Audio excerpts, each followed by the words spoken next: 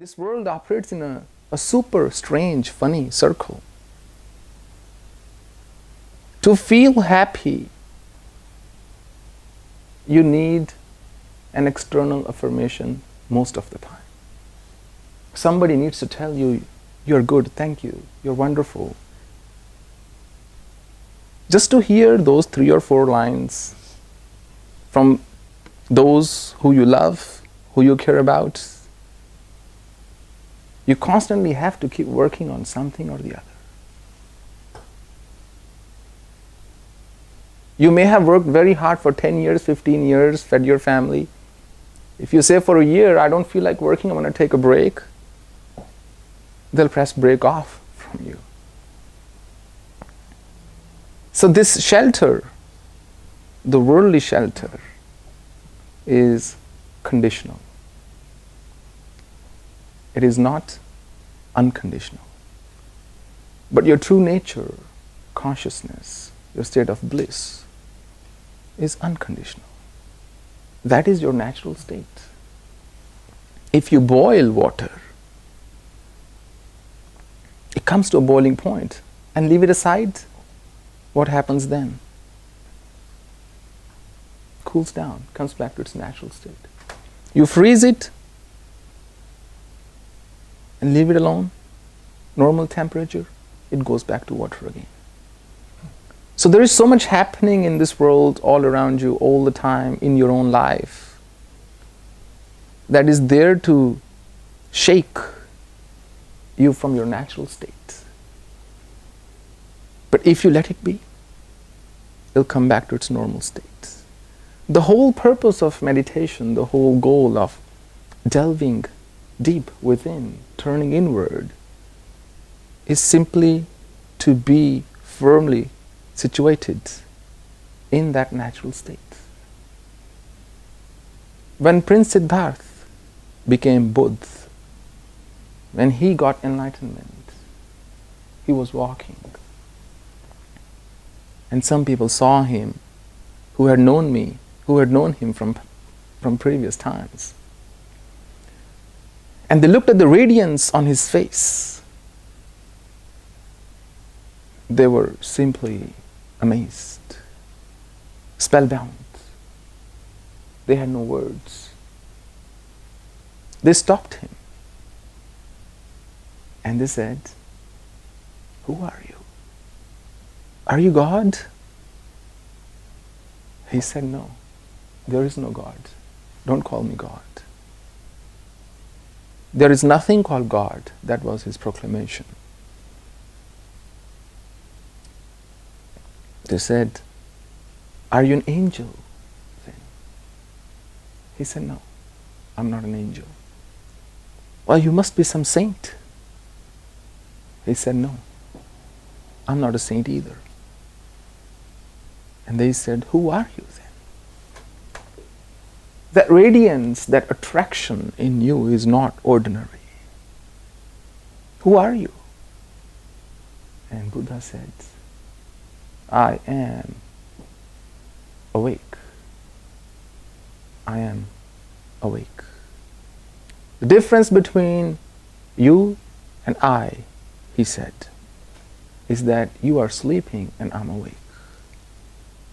Ya nisha sarvabhutanam tasyam jagrati sanyami yasyam jagrati bhutani sa nisha pashyato mune. That is the primary difference between a yogi and a worldly person.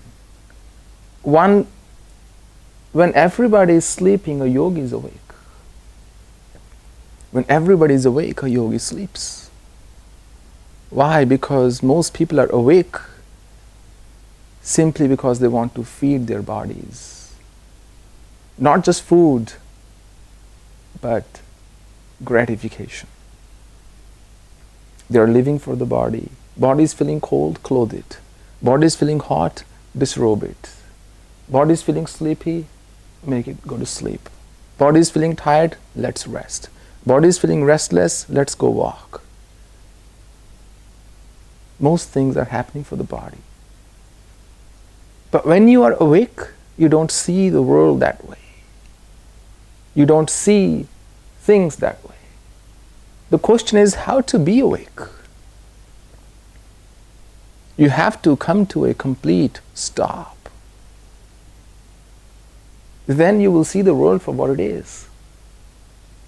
If you think of a wheel painted with spectral hues, 7 colors of the rainbow, if it's spinning, it looks white, all hunky-dory. It looks pretty white. You think that's the reality. But when it stops, suddenly you see 7 colors painted on the wheel that were always there, but because it was spinning, they were not visible. So unless you stop, you won't be able to examine your own life. Where am I heading? It's the golden question you have to ask yourself. And there is difference between stopping and slowing down. They're not the same. There was a guy, he was driving and he saw a stop sign and he just slowed down a great deal. As good as stop, but not exactly a stop, and just skimmed through it. A cop was watching him, pulled him over, and he said, "Sir, do you know why you've been stopped today?" And he said, "No, I have no idea." This is the first thing that happens when life pulls you over. The first thing most people do is disbelief. That's the first reaction. Disbelief. No, I don't know what's happening to me. He said, "Do you know why you've been stopped?" He said, "No, I've got no idea." He said, "Well, you didn't stop at the stop sign." And he said, "Sure I did. Of course I stopped at the stop sign." And that's the second state, denial. Disbelief and then denial. How could that be? I must have stopped. He said, "Well, I was watching you. You did not stop." And, well, then he said, "What's the big deal? I was watching the traffic and I really slowed down as good as a stop." Third stage, arguments, conflict. The cop said, "Wait a minute here, sir, in your car." He went to his own car, got his nightstick out, and said, "Can you please put your hand forward?" This man did, and he started beating him on the hand. And he said, "Now, please tell me, would you like me to stop, or would you like me to slow down?" Would you like me to stop? Or would you like me to slow down? If there is no difference, probably it won't matter to you, right? And believe me, that is the primary difference between stopping and slowing down. If you come to a complete stop and you give yourself time, not just running away, constantly, constantly, constantly. I always say, this world is like one big stampede. Everybody's in great deal of rush. If you don't move, it's going to pull you along anyway. That's what happens in a stampede. If you try to move against it, it's going to crush you. If you want to run at your own speed, that's not possible. Too much of congestion. So you just have to step aside for a moment. And then you step above automatically. That is why it's called a chakra. It's a wheel. Day in, day out, you see the same people. If you step aside, you'll see the same people doing the same things.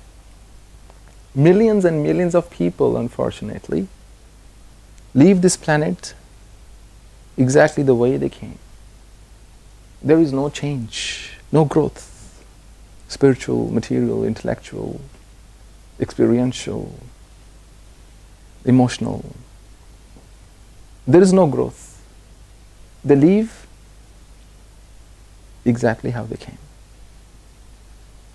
And that mostly remains an unfulfilling